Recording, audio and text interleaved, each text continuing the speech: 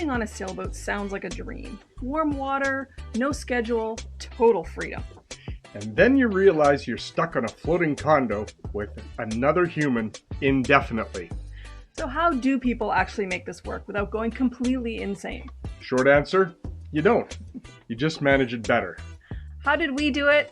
We're going to tell you 7 things you have to figure out to adjust to boat life. And survive.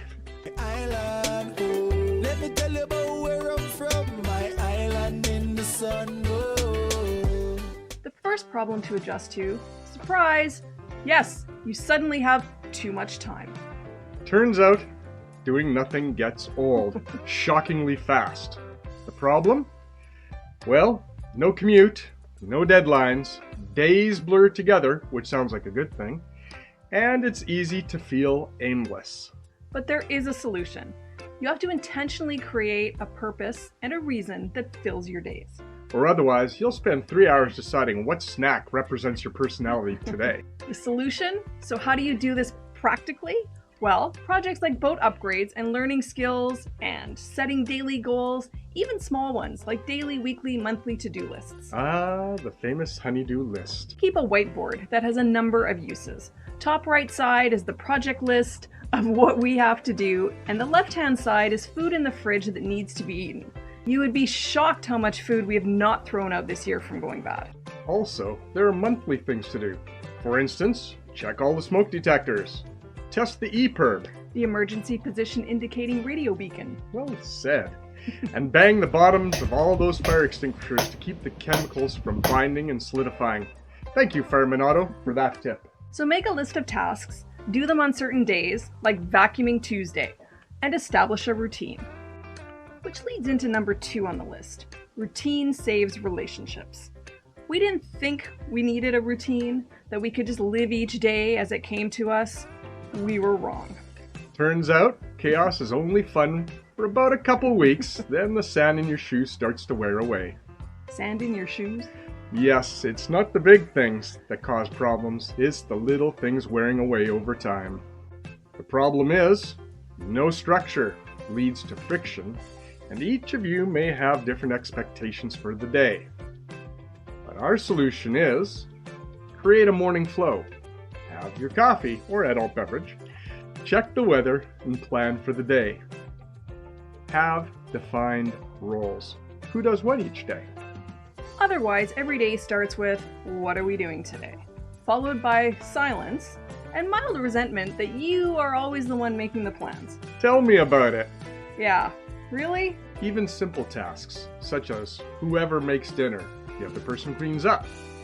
At night, after dinner and dishes, we like to relax and watch reruns of Frasier, Cheers, or Liveaboat on Pluto TV, and end off with an hour-long series of some sort.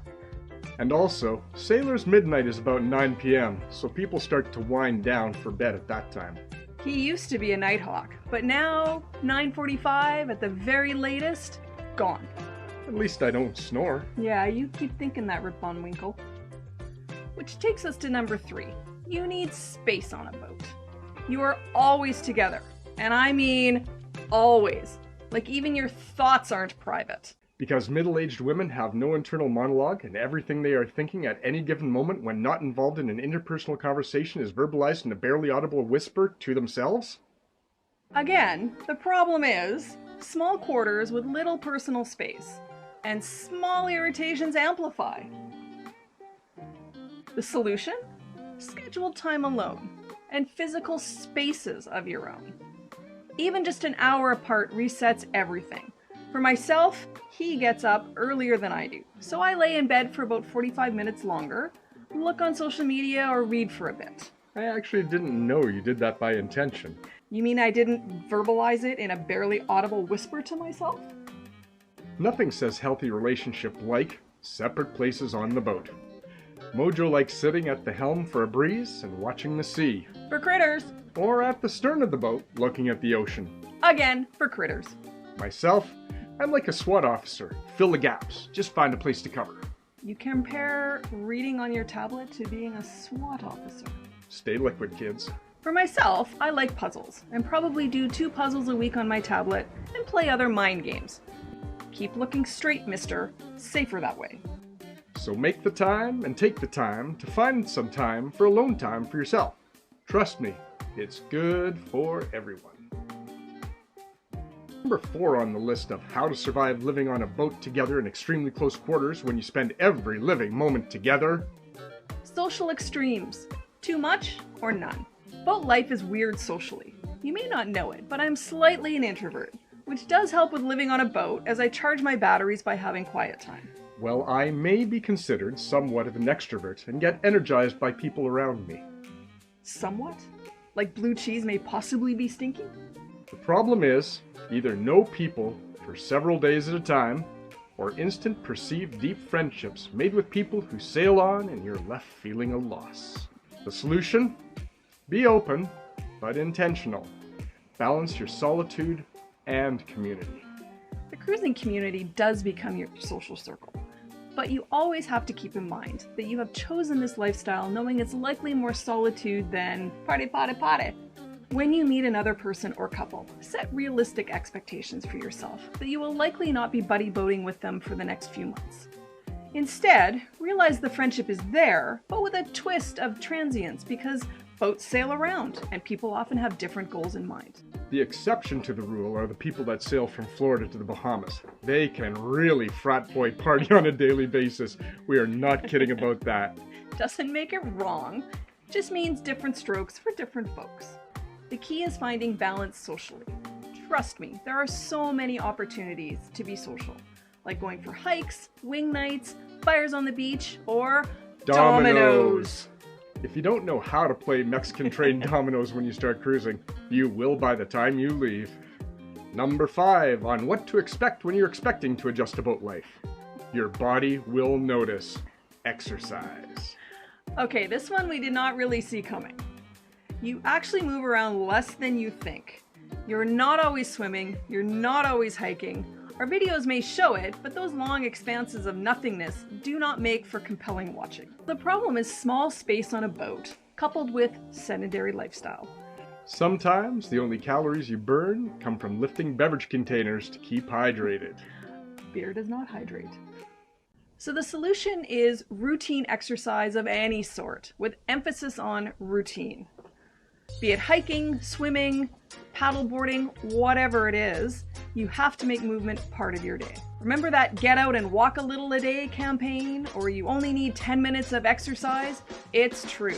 Just a little amount can be helpful, not only physically, but mentally too.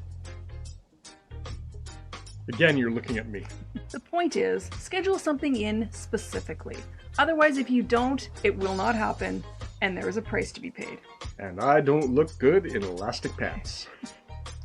Number 6 is a bit controversial because there's a fine balance between why many of us move to boats versus maintaining ties to the world.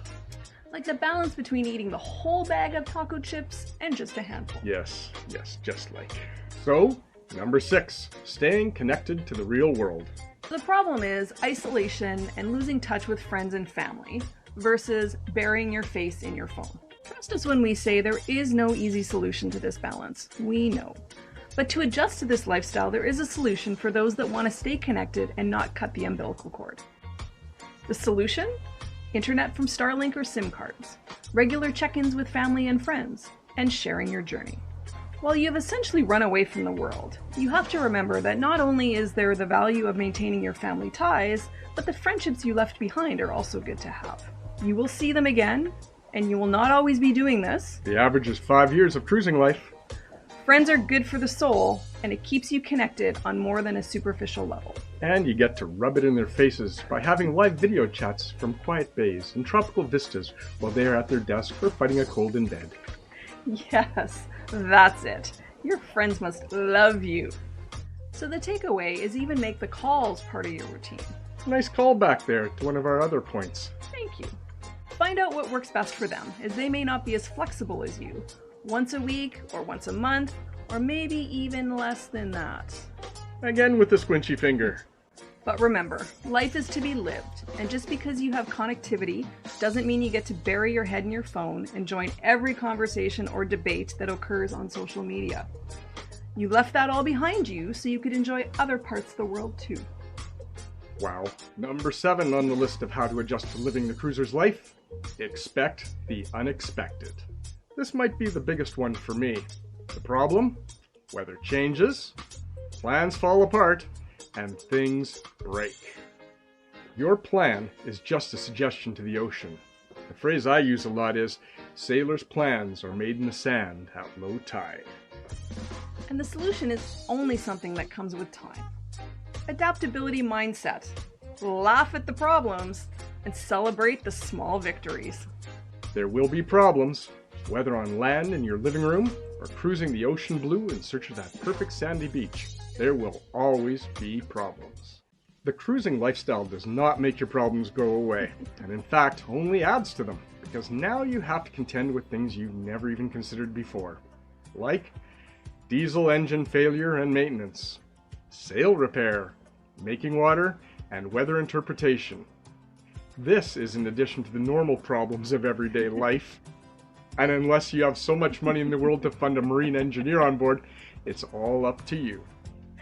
And if you can roll with it, the lifestyle becomes incredible because of all of the new things it can offer you on a daily basis. But also, the reality is that when something goes wrong, and it will, it can sometimes feel like a gut punch. After a knock to the side of the head. So celebrate the small victories when you can accomplish some task, fixing anything. It can all seem like a mountain. Have fun with it, go for a swim, or raise a glass. Again, while sailing channels show you beautiful water, sand, and excitement, remember that's only a small part of life, as there are 24 hours in a day, 7 days in a week. Here are 2 more bonus suggestions that we believe will help you. Bonus? Are we giving them a Ginsu knife with each order placed in the next 17 minutes? Bonus tip number 1. You don't actually have to live on the boat full time. In fact, we know numerous people that just come down for a couple months in the coldness of winter, get their fix, and go back to home life with children and grandkids. Others, they come for about 6 months, then leave for hurricane season and come back late October or early November. We even know a couple that goes home a couple times a season for a week, which gives them an opportunity to have normal. Whatever floats your boat, because there's no single one way to do this at all. But the number 1 most important thing you can do before you decide to take the plunge and become a cruiser: charter a boat at least once for an extended period of time. No weekend jaunt, no 1 week in paradise, and no other people on board. No friends, no family, just the people who are going to be living on board full time. Take at least a couple weeks and come down and see if this lifestyle is for you, because after a week it starts to give you a little bit of a glimpse of reality when it's just you down here, alone, without any party vacation atmosphere, because everything is different when you don't have other guests on board. And you will also find out how well you deal with many of the things that we just talked about, beyond something easy like getting seasick in big swells, or lack of sleep. Chartering a boat will set you back about $12,000 to $15,000 for the test run, but it's much better that you spend that amount now and potentially save hundreds of thousands of dollars in buying a boat and finding out that you made a very big mistake. So to wrap this up, is the cruising lifestyle worth it? Are the things that you have to adapt to possible? To some, no. Many others, an overwhelming yes. But only if you are willing to adapt and change to the sea. Because the sea is not changing for you. Again, living on a yacht is not just travel and pretty places. It is a complete lifestyle change and paradigm shift wrapped up with a whole bunch of new things you've never even considered before. And if you can figure out these 7 things, you don't just survive it, you actually start to love it. Everything that it offers. The good, the bad, and the ugly. So as we always say at the end of our videos, thank you for sharing our journey and subscribing. And check out this next video, as we believe Ted Turner would have liked it too. Let me tell you about where I'm from, my island in the sun. Oh, I remember yard out free of snow, with nice and warm, my